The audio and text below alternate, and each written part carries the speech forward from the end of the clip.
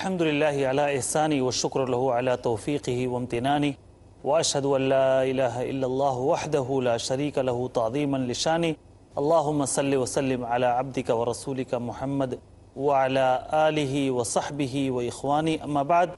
ناظرین کرام السلام علیکم ورحمۃ اللہ وبرکاتہ۔ میں ہوں آپ کا میزبان عبدالباسط اور پروگرام کا نام ہے الجھنیں۔ ہمارے ساتھ اسٹوڈیو میں موجود ہیں ہمارے شیخ محترم حافظ عبدالعظیم عمری مدنی حفظہ اللہ۔ شیخ صاحب السلام علیکم ورحمۃ اللہ وبرکاتہ۔ وعلیکم السلام ورحمۃ اللہ وبرکاتہ۔ ناظرین، جیسا کہ آپ جانتے ہیں کہ اس سیریز میں ہم الگ الگ مجلسوں میں ہماری زندگی میں جو چیزیں الجھنوں کا سبب بنتی ہیں اس کے تعلق سے گفتگو کرتے ہیں، اور آج جو چیز ہمارے لیے الجھن کا سبب بنتی ہے حالانکہ وہ اللہ کی طرف سے بہت بڑی نعمت ہے جس کے لیے لوگ دعائیں کرتے ہیں، حلال اور حرام بھی اس کے لیے کرنے کے لیے آمادہ ہوتے ہیں، حلال تو حلال، حرام کرنے کے لیے بھی انسان اس کے لیے آمادہ ہو جاتا ہے، اپنا ایمان بیچ دیتا ہے، اپنی ساری چیزیں اس کے لیے قربان کر دیتا ہے۔ وہی اولاد جس کے لیے انسان پتہ نہیں کتنے جتن کرتا ہے، وہی انسان کے لیے کبھی کبھی سوہان روح ثابت ہوتی ہے۔ نافرمان اولاد، یہ ہے ہمارا آج کا موضوع۔ اس تعلق سے گفتگو کے لیے ہمارے ساتھ ہمارے شیخ موجود ہیں۔ سب سے پہلے میں اپنے شیخ سے جاننا چاہوں گا، شیخ، اولاد نافرمان کیوں ہوتی ہے؟ الحمدللہ رب العالمین والصلاة والسلام على اشرف الانبیاء والمرسلین وعلى آلہ واصحابہ اجمعین وعلى من تبعهم باحسان الى یوم الدین، اما بعد۔ دیکھیے، اولاد اللہ کی بہت بڑی نعمت ہے، بے شک، جیسا کہ بھی آپ نے ذکر کیا، لیکن یہ نعمت کبھی کبھی فتنہ بن جاتی ہے۔ انما اموالکم واولادکم فتنہ، فتنہ، اور جب یہ نعمت فتنہ بن جائے تو انسان کی زندگی کی بہت بڑی آزمائش بن جاتی ہے، بے شک، بہت بڑی الجھن بن جاتی ہے۔ بہت سارے ماں باپ، بہت سارے والدین، ان کی زندگی کا سب سے بڑا ٹینشن ان کی نافرمان اولاد، بالکل، اور اپنی نافرمان اولاد کی قیمت ماں باپ کو اپنی زندگی کی شکل میں بھی چکانی پڑتی ہے۔ اولاد کی نافرمانی کے سبب اتنا ٹینشن لیتے ہیں، صحت بگڑتی ہے، صحت خراب ہوتی ہے، اور زندگی سے ہاتھ دھو بیٹھتے ہیں ماں باپ۔ بالکل، نافرمان اولاد بہت بڑا مسئلہ ہے، بہت بڑی الجھن ہے۔ آپ نے سوال کیا کہ اولاد نافرمان کیوں ہوتی ہے؟ جی، دیکھیے، اس کی 3 بنیادی وجوہات ہیں، اور آپ دیکھیں گے کوئی بھی اولاد اگر نافرمان ہے تو ان تینوں میں سے کوئی ایک وجہ ضرور ہوگی۔ پہلی وجہ یہ ہے کہ اس دنیا میں اللہ تعالیٰ کے کچھ قوانین ہیں جن کے تابع ہے یہ دنیا، جن قوانین پہ کائنات کا نظام چل رہا ہے۔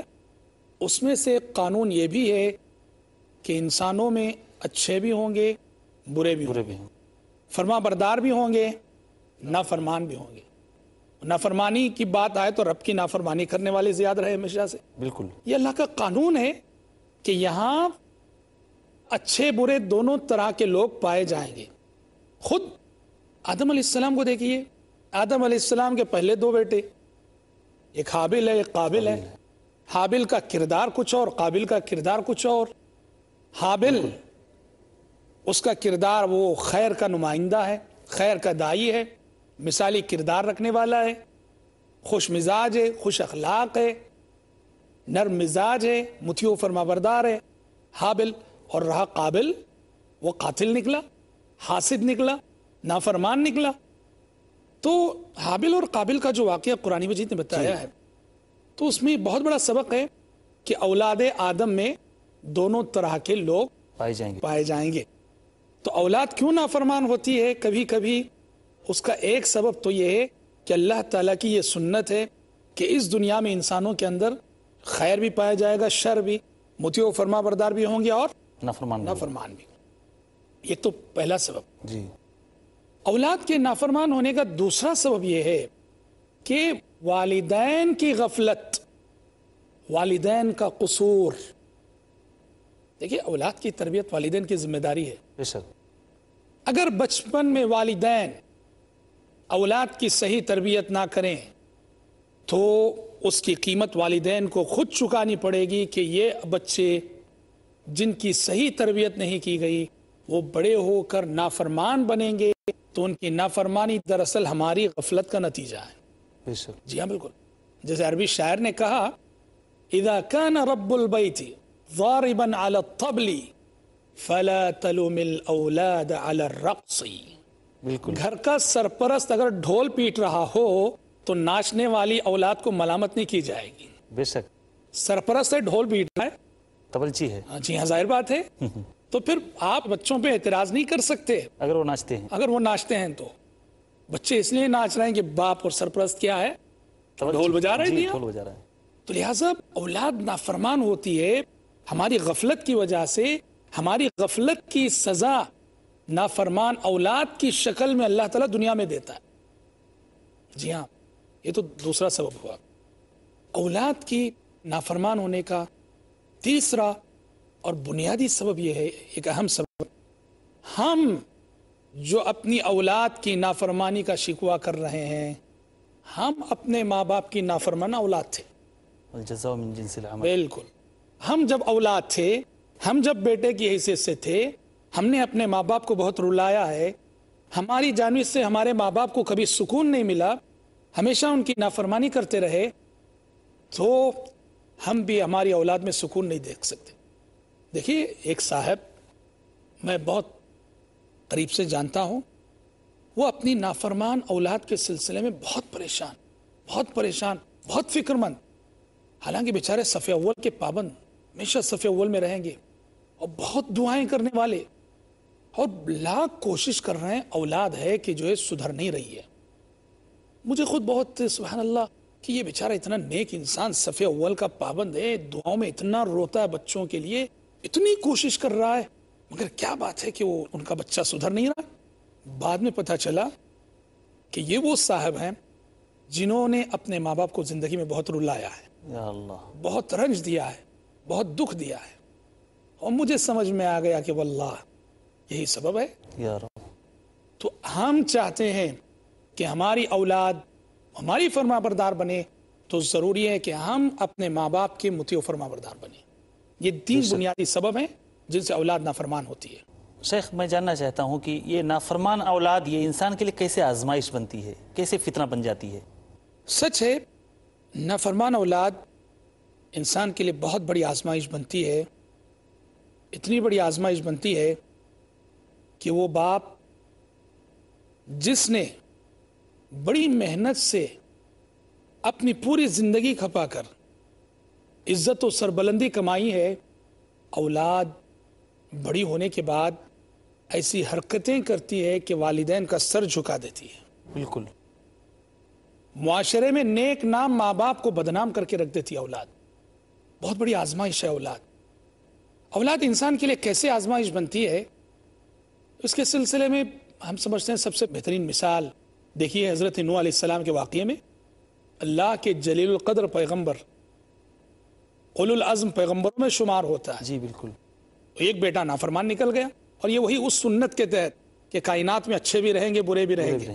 جی ہاں, اس سنت کے تحت نوح علیہ السلام کا ایک بیٹا نافرمان نکل گیا, کافر اور مشرک. اور جب قوم پر عذاب آیا تو اور سارے لوگوں کی طرح یہ نافرمان بیٹا بھی عذاب کی زد میں آیا. نوح علیہ السلام کی آنکھوں کے سامنے وہ عذاب الہی کا لقمہ بن گیا. باپ تھے, پھر بھی بالکل باپ تھے, پدرانہ شفقت کا جذبہ ابھرا اور بیٹے کے حق میں سفارش کر بیٹھے. ان ابنی من اہلی وان وعدک الحق وانت احکم الحاکمین, کہ پروردگارہ وہ بیٹا میرا فیملی ممبر تھا, اور تیرا وعدہ ہے کہ تو میری فیملی کو نجات دے گا, تو احکم الحاکمین ہے. تو کیسے اللہ تعالیٰ کی جانب سے تنبیہ ہوئی, قال یا نوح انه ليس من اہلک, اے نوح اس نافرمان کافر اور مشرک بیٹے کو بیٹا نہ کہو, وہ تمہارا فیملی ممبر ہو نہیں سکتا. دیکھیے مومن فیملی کا تصور یہاں پتہ چلتا ہے. بالکل. باپ نمازی ہو, بیٹا بے نمازی ہو, شریعت کہتی ہے یہ بیٹا بیٹا کہلانے کا حق نہیں رکھتا. بالکل. انه ليس من اہلک, یہ تمہارا فیملی ممبر نہیں ہے. انه عمل غیر صالح, اس کا عمل تو اچھا نہ تھا. فلا تسألنی ما لیس لک به علم انی اعظک ان تکون من الجاہلین. اللہ اکبر. لہذا اے نوح ایسے سوالات اور ایسی دعا مت کرو اس کے حق میں بخشش کی. میں تمہیں نصیحت کرتا ہوں کہ نادانوں میں سے ہو جاؤ گے. اللہ اللہ، یا اللہ. کتنی بڑی آزمائش سے گزرنا پڑا ایک جلیل القدر پیغمبر کو. نوح علیہ السلام نے فوراً اللہ کی جناب میں توبہ کی. قال رب انی اعوذ بک ان اسألک ما لیس لی به علم والا تغفر لی وترحمنی اکن من الخاسرین. کہ پروردگارہ میں نے ایک ایسی بات تجھ سے پوچھ لی جو مجھے پوچھنا نہیں چاہیے تھی. اگر تو معاف نہ کرے، تو مجھ پہ رحم نہ کرے تو میں گھاٹا اٹھانے والوں میں سے ہو جاؤں گا، خسارہ اٹھانے والوں میں سے ہو جاؤں گا. تو سوچئے کہ ایک جلیل القدر پیغمبر کو نافرمان اولاد کی وجہ سے کتنی بڑی آزمائش سے گزرنا پڑ رہا ہے. تو نافرمان اولاد یقیناً ایسے مسائل کھڑی کرتی ہے اور ماں باپ کے لیے بہت بڑی آزمائش اور بہت بڑا چیلنج بنتی ہے. بے شک. جزاک اللہ خیر. شیخ، ہم جب نگاہ ڈالتے ہیں تو دیکھتے ہیں کہ پہلے کے مقابلے میں، ماضی کے مقابلے میں آج اولاد زیادہ نافرمان ہو رہی ہے اپنے والدین کا. اس کے کیا اسباب ہیں؟ انشاءاللہ العزیز یہ سوال ہم آپ کے سامنے بریک کے بعد رکھیں گے. ناظرین کرام، تھوڑی دیر کے لیے ہم وقفے پہ جا رہے ہیں، وقفے کے بعد جلد لوٹیں گے. آپ کہیں جائیے گا نہیں، انشاءاللہ العزیز ہم اپنی گفتگو کو جاری رکھیں گے. السلام علیکم ورحمۃ اللہ وبرکاتہ.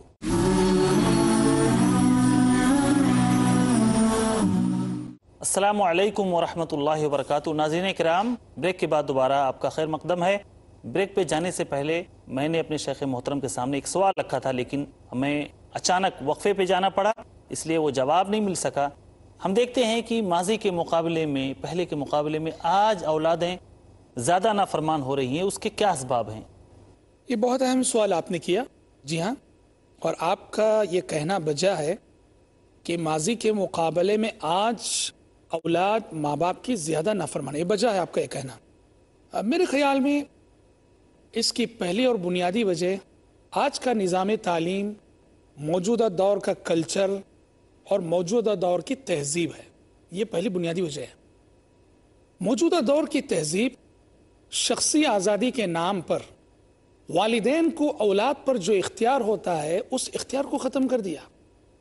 والدین اپنی اولاد کے سامنے بے اختیار نظر آتے ہیں. آپ پوچھیں گے کیسے؟ بالکل. شریعت نے کہا بگڑی اولاد کو سدھارنے کے لیے والدین کو حق پہنچتا ہے کہ اگر وہ باتوں سے نہیں مانتی ہے تو وقت ضرورت چھڑی کا بھی استعمال کر سکتے ہیں. جی. مگر موجودہ دور کا قانون ہے، تہذیب ہے کہ کوئی ماں باپ اپنی اولاد کو مار نہیں سکتے، ہاتھ نہیں اٹھا سکتے. ہاتھ نہیں اٹھا سکتے. اگر کوئی ہاتھ اٹھا دے یہ بچہ پولیس کو فون کرے گا، پولیس آئے گی، ماں باپ کو اریسٹ کر کے جائے گی، جیل کی ہوا کھانی پڑے گی. جیل کی ہوا کھانی پڑے گی ماں باپ کو.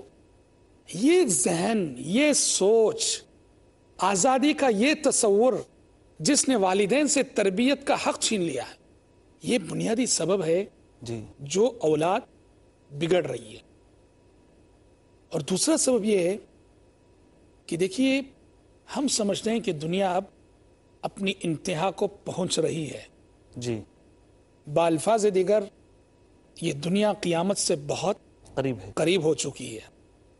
اور قیامت کی جو نشانیاں حدیثوں میں بتائی گئی ہیں اس میں سے ایک نشانی یہ بھی ہے کہ نافرمان اولاد کی کثرت ہو جائے گی. چنانچہ آپ دیکھیں گے حدیث جبرائیل میں جب جبریل علیہ السلام نے نبی کریم صلی اللہ علیہ وسلم سے پوچھا کہ قیامت کی نشانیاں کیا ہیں تو بہت ساری نشانیاں آپ نے بتائیں. ان میں سے ایک نشانی یہ بتائی ان تلد الامۃ ربتها، ان تلد الامۃ ربتها. قیامت کی ایک نشانی یہ ہے کہ لونڈی اپنی آقا کو جنم دے، لونڈی اپنی آقا کو جنم دے. اس جملے کی کئی تفسیریں کی گئی ہیں. جی. اس میں ایک تفسیر یہ ہے کہ قیامت کے قریب والدین کی نافرمانی بڑھ جائے گی، یہاں تک کہ بچیاں اور لڑکیاں اپنی ماؤں کی بھی نافرمان بن جائیں گی. عموماً ہوتا یہ بچے تو خیر کچھ نہ کچھ ماں باپ کی نافرمانی کر لیتے ہیں، لیکن بچیاں اور لڑکیاں اپنی ماں کی بڑی فرما بردار ہوتی ہیں. بالکل. یہ عموماً ایسا رہا انسانی سماج میں. بالکل. قیامت کے قریب حالات میں ایسا تغیر آئے گا کہ یہ بیٹیاں اور یہ بچیاں ان ماؤں کے ساتھ جن ماؤں کی گود میں یہ پلی ہیں، بڑی ہیں، یہ بچیاں بڑی ہونے کے بعد اپنی ماؤں کے ساتھ لونڈیوں جیسا سلوک کریں گی گویا کہ وہ ماں لونڈی تھی اور یہ آقا ہے کہ جس دن یہ پیدا ہوئی تھی تو لونڈی اس کو جنم دے رہی ہے جو بڑی ہو کر اس پر حکومت کرے گی. جب بچیاں اور لڑکیاں اس قدر ماؤں کی نافرمان ہوگی تو بچوں کا کیا ہوگا, آپ خود سوچ لیجئے. بالکل.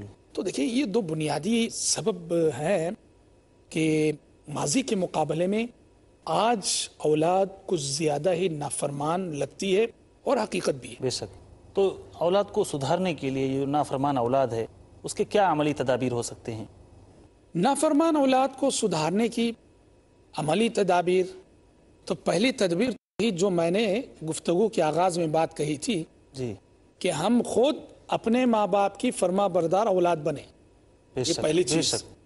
اور دوسری عملی تدبیر یہ ہے کہ اولاد کی تربیت میں ہم سے جو کوتاہی اور غفلت ہوئی ہے اس پر صدق دل سے توبہ کریں. ہم بالکل ہماری غفلت سے اولاد نافرمان ہوئی, ہم نے تربیت کا قدر نہیں کیا اس لیے نافرمان ہوئی. صدق دل سے توبہ کریں, سچے دل سے اللہ کی جناب میں گڑ گڑائیں, روئیں. رب العالمین جو ہے توبہ کو قبول کرنے والا ہے. بے شک. صدق دل سے توبہ کریں. اور تیسری اور اہم چیز میں بتاؤں گا وہ یہ ہے کہ دعاؤں کا سہارا لینا نہ بھولیں اپنے بچوں کے لیے. اپنے بچوں, یہ دعائیں اللہ اکبر بہت بہت زندگی کی بڑی سی بڑی الجھن کا حل دعا ہے. بالکل. زندگی کے بڑے بڑے مسئلے کا حل دعا ہے. دعا کیجیے. اور دعا جانتے ہیں دعا کب سے ہونا چاہیے؟ شریعت تو کہتی ہے کہ دعا ایسا نہیں کہ اولاد ہو گئی, بڑی ہو گئی, بگڑ گئی تب دعا کریں آپ. نہیں, شریعت کہتی ہے کہ اولاد کی صالحیت کے لیے دعائیں اولاد کی پیدائش سے پہلے ہونی چاہیے. بے شک. قرآن مجید اللہ کے ایک جلیل القدر پیغمبر حضرت زکریا علیہ السلام کا کردار پیش کرتا ہے. زکریا علیہ السلام اولاد سے محروم تھے. جی. بڑھاپے میں پہنچ کر دعا کرتے ہیں اولاد کے لیے. تو ان کی دعا قرآن نقل کرتا ہے کہ قال رب انی وهن العظم منی واشتعل الرأس شیبا ولم اکن بدعائک رب شقیا وانی خفت الموالی من ورائی وكانت امرأتی عاقرا فهب لی من لدنک ولیا یرثنی ویرث من آل یعقوب واجعلہ رب رضیا. کیا پیاری دعا ہے. پروردگارہ مجھے ایسا بیٹا عطا فرما جو آل یعقوب کی وراثت نبوت کا حقدار ہو سکے, اور وجعلہ رب رضیا, یہ جو بیٹا تو مجھے دے گا اس کو جو ہے ایسا بنا کہ جس مشن اور جس مقصد کے لیے میں تجھ سے اولاد مانگ رہا ہوں اس مشن سے راضی رہنے والی اولاد. دعائیں ہونی چاہیے. اور قرآن مجید کہتا ہے کہ اہل ایمان کی یہ دعا ہے والذین یقولون ربنا هب لنا من ازواجنا وذریاتنا قرۃ اعین واجعلنا للمتقین اماما. میں اپنے ناظرین سے کہوں گا یہ دعا خصوصاً جب بھی ہاتھ اٹھیں ہمارے دعا کے لیے, یہ دعا ہمیں ضرور پڑھنی چاہیے کہ ربنا هب لنا من ازواجنا وذریاتنا قرۃ اعین واجعلنا للمتقین اماما, کہ پروردگارہ ہمیں ہماری بیویوں سے اور ہمارے بچوں سے, ہماری اولاد سے آنکھوں کی ٹھنڈک اور زندگی کا چین اور سکون نصیب فرما اور ہمیں متقیوں کا امام بنا دے. یہ دعا ہمیشہ ماں باپ کو کرتے رہنا چاہیے. تو دعاؤں کا سہارا ضرور لینا چاہیے اولاد کی. عموماً لوگ دعا جب کرتے ہیں اولاد کے لیے, جب اللہ تعالیٰ سے مانگتے ہیں تو صرف اولاد مانگتے ہیں, اس سے قطع نظر کی وہ اچھی ہے یا بری, جب بعد میں ان کے لیے مصیبت بنتی ہے تبھی یاد آتا ہے کہ لاؤ اللہ سے. جی ہاں, بہت. جی. جب ٹھوکر کھاتے ہیں تو تب سبق ملتا ہے, تب سبق حاصل کرتے ہیں. مجلس کے اختتام پر جاتے جاتے ایسی نافرمان اولاد کے لیے کیا نصیحت ہے, آپ ان کو کیا نصیحت کرنا چاہیں گے؟ دیکھیے, جو نافرمان اولاد ہے اپنے ماں باپ کی, ہم ان سے کہنا چاہیں گے, ہم ان سے عرض کرنا چاہیں گے کہ اولاد والدین کی نافرمانی یہ کوئی معمولی گناہ نہیں, یہ کوئی معمولی غلطی نہیں. بالکل. والدین کی نافرمانی بہت بڑی غلطی ہے. پیارے نبی فرماتے ہیں کہ والدین کی خوشنودی میں رب کی خوشنودی ہے. والدین ناراض ہیں تو اللہ تعالی ناراض ہے. اور نافرمان اولاد کے لیے یہ عظیم حدیث میں سنا دینا چاہتا ہوں. بالکل صحیح. کہ پیارے نبی فرماتے ہیں کہ اور سارے گناہ ہیں, ان کی سزا دنیا میں ملے نہ ملے آخرت میں ملے گی, یا اللہ چاہے تو وہ گناہ معاف کرے گا. لیکن اس دنیا میں دو گناہ ایسے ہیں, ان گناہوں کی سزا آخرت سے پہلے دنیا میں ضرور مل کے رہتی ہے. اللہ اکبر. دو گناہ ایسے ہیں کہ جن کی سزا آخرت سے پہلے دنیا میں ضرور مل کے رہتی ہے. ایک ہے ماں باپ کی نافرمانی, اور دوسری ہے ظلم. کسی پہ ظلم نہ کرو اور اپنے ماں باپ کو تکلیف نہ دو, ماں باپ کی نافرمانی نہ کرو. اگر نافرمانی کرتے ہو تو رب کی پکڑ, رب کی گرفت, رب کی سزا کے منتظر رہو. وہ سزا آخرت سے پہلے دنیا میں آ کر رہے گی. صدق دل سے توبہ کرنی چاہیے ایسی نافرمان اولاد کو. ہوتا یہ ہے شیخ, عام طور پر دیکھتے ہیں کہ آدمی خود مسجدوں کا عادی ہوتا ہے یا اچھی محفلوں کا عادی ہوتا ہے, ایسی درس و دروس کی مجلسوں میں جاتا ہے, لیکن اپنے بچوں کو کبھی نہیں لے کے جاتا یا اپنے بچوں کو ایسی جگہوں کا عادی نہیں بناتا. صحیح ہے, بچپن سے ہی یہ بات ہونی چاہیے کہ والدین اپنے بچوں کو دینی مجلسوں میں لے جائیں, دینی محفلوں میں لے جائیں. بچپن ہی سے بچوں کے ذہنوں میں قال اللہ قال الرسول, جی بالکل, کتاب و سنت کی باتیں وہ سنتے رہیں گے. ہم سمجھتے ہیں کہ کافی حد تک تربیت ان مجلسوں میں حاضری سے ہو جائے گی. بالکل بالکل, نفسیاتی طور پر اہل علم کی خدمت میں حاضر ہو کر, دینی مجالس میں حاضر ہو کر نفسیاتی طور پر انسان بہت کچھ سیکھتا ہے. بالکل بالکل. ہم مجلسوں سے دور رہ کر, اپنے بچوں کو دینی مجلسوں سے دور رکھ کر, اہل علم اور اہل فضل سے دور رکھ کر ہم جو ہے خود اپنے بچوں کے پیروں پہ کلہاڑی مارتے ہیں. یہ نہیں ہونا چاہیے. جزاک اللہ خیرن. ناظرین کرام, یہاں پر ہماری گفتگو مکمل ہوئی. آپ نے دیکھا کہ اولاد انسان کے لیے کیسے رحمت بنتی ہے, یا یہی اولاد کیسے انسان کے لیے زحمت بنتی ہے. وہی اولاد جس کے لیے انسان سال ہا سال دعائیں کرتا ہے, لیکن جب اولاد مل جاتی ہے اور نافرمان بن جاتی ہے تو اسی اولاد کے لیے کبھی کبھی والدین کو یہ جملہ اپنی زبان سے نکالنا پڑتا ہے کہ اس اولاد سے بہتر تھا کہ میں بغیر اولاد کے رہتا. وجہ یہی ہے کہ ہم صرف اولاد مانگتے ہیں اللہ تعالیٰ سے, نیک اولاد نہیں مانگتے. یا یہ کہ ہم خود تو نیک ہوتے ہیں, یا نیکی کا جو ایک مختصر اور محدود تصور ہے وہ تو ہمارے ذہنوں میں ہے, لیکن نیکی کا جو وسیع تصور ہے وہ دماغوں میں نہیں ہوتا. ہم اپنے والدین کے نافرمان ہوتے ہیں, لیکن اپنی اولاد سے توقع رکھتے ہیں کہ وہ ہمارے لیے فرما بردار اولاد بنے. اگر آپ چاہتے ہیں کہ اپنی اولاد کو دیکھ کر آپ آنکھوں میں ٹھنڈک اور راحت محسوس کریں, تو آپ اپنے اولاد کی اچھی تربیت کیجئے. اللہ رب العالمین سے دعا ہے کہ الہ العالمین تو ہمیں نیک اور صالح اولاد عطا فرما, ایسی اولاد جنہیں دیکھ کر ہماری آنکھیں ٹھنڈی ہوں. آمین یا رب العالمین. والسلام علیکم ورحمۃ اللہ وبرکاتہ.